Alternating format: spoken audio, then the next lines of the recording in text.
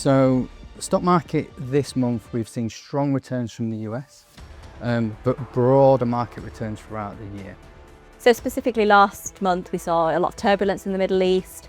What impact has that had on financial markets? Yeah, the conflicts we've seen caused a lot of geopolitical volatility, but it was actually quite muted when it came to financial markets. I mean, the key thing here, the only certainty is probably volatility.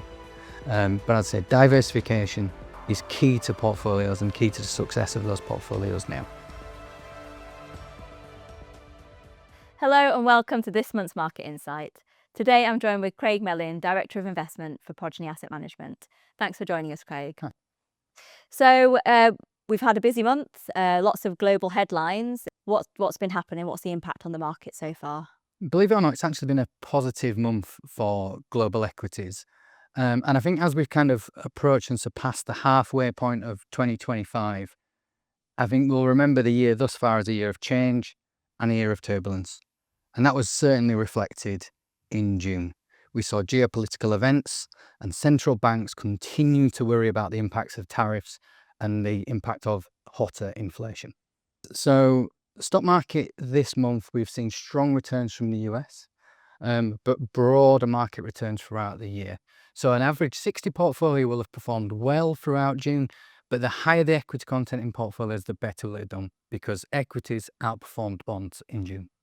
So specifically last month, we saw a lot of turbulence in the Middle East.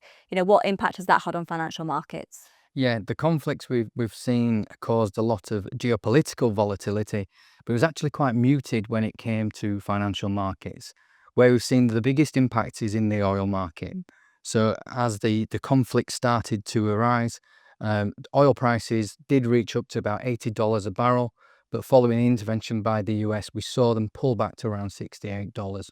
But that's where we saw the real impacts of the conflict.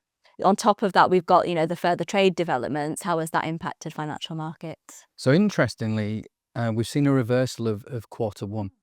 So the US markets, which really struggled in Q1, actually have been the best performing throughout Q2 of 2025. Reason being, we saw a strong earnings season in the Magnificent Seven. The aggregate performance of those 7 stocks was around 19%, which was higher than global markets. So would you almost say that, from all of the noise in April, do you think we've kind of bounced back to where we were before? So markets, believe it or not, despite falling circa 12 to 15% post-Liberation Day, are actually touching all-time highs again. Oh, amazing. We actually talk about markets often climbing a wall of worry, and we've really done that in Q2. There's been lots of things kind of thrown at investors and thrown at markets, but markets have continued to rise and bounce back. That does leave it, I think, a little bit fragile, but something we've got to focus on for the rest of the year. So you've talked there about the US equity markets. What are we seeing in the bond markets? The bond markets have been extremely interesting throughout Q2. So what we saw post-Liberation Day was real pressure on the dollar as a safe haven asset and treasuries. And that uncertainty around Liberation Day, the Trump administration, has had meaningful impact on just how safe these assets are perceived. They've almost lost their halo effect to some extent. So bond markets have been subdued in the US.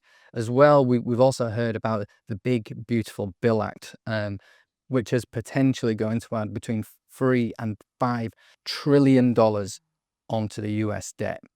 So this has made the bond markets, in particular in the US, just looking a little bit uncertain. And I think that's why we've continued to see this weaker dollar throughout Q2.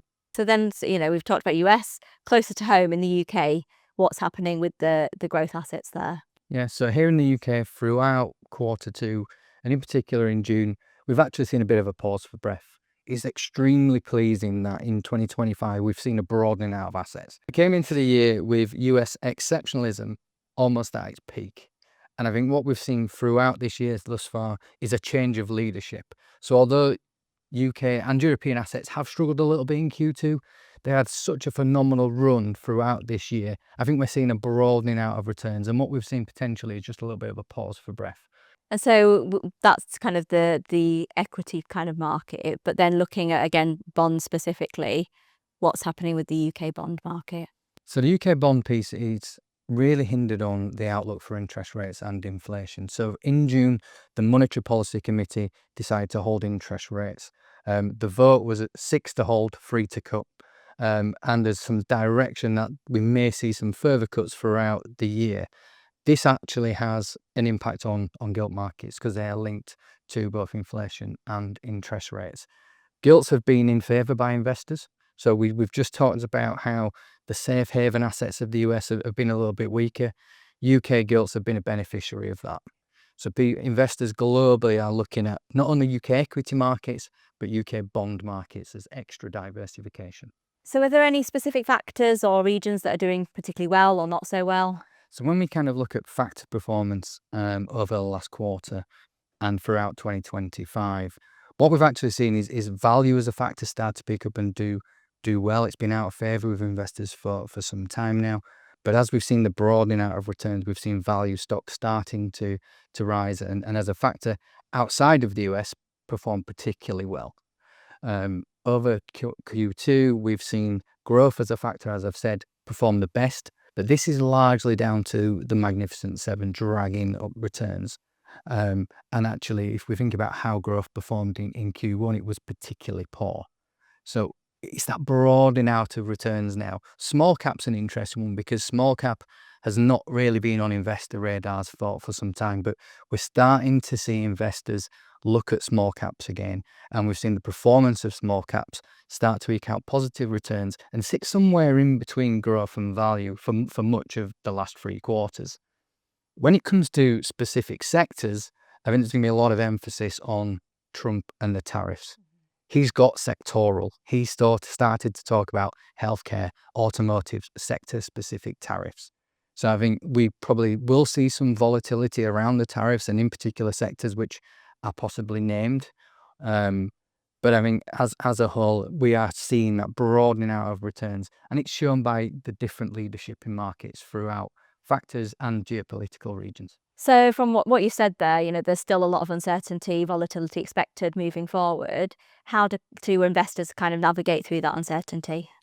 I mean, the key thing here, the only certainty is probably volatility. And I think this is where we have to go back to our principles, and we have to go back to the one free lunch of investing, which is diversification. We build and we position portfolios for the longer term. It's very, very difficult, but we have to tune out the noise, and there's probably more noise hitting investors now than ever before. But we've got to remember what those long-term objectives are, and look through the noise. But I'd say diversification is key to portfolios and key to the success of those portfolios now. So we've got a lot of things, coming in the next couple of months. What are the key things investors should be looking out for in terms of kind of events and other headlines? I think in the immediate short term, it's going to be all around tariffs and the end of the pause. We'll be hearing things around the big, beautiful bill, the pause in tariffs, the extension of tariffs, and that's going to almost be that short-term noise, but it is going to drive investor sentiment and market direction in the extreme short term. I think when we look beyond that, though, and I think we start to look at towards the end of 2025 and into 2026, some of the things will really need to be focusing on is central banks and their positioning and their policies. And this will all be linked back to inflation and interest rates. Again, we can't get away from it, but the possible impacts of these tariffs and what they do to the economy. I mean, the exceptionalism in the US, will that continue? That's a big question mark for now. So there's many things for investors to look at, to navigate, and things that will almost start to shape our portfolios for our clients for the remainder of the year. It's very, very difficult, but we have to tune out the noise, and there's probably more noise hitting investors now than ever before.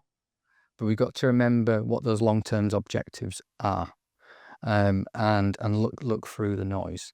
But I'd say diversification is key to portfolios and key to the success of those portfolios now.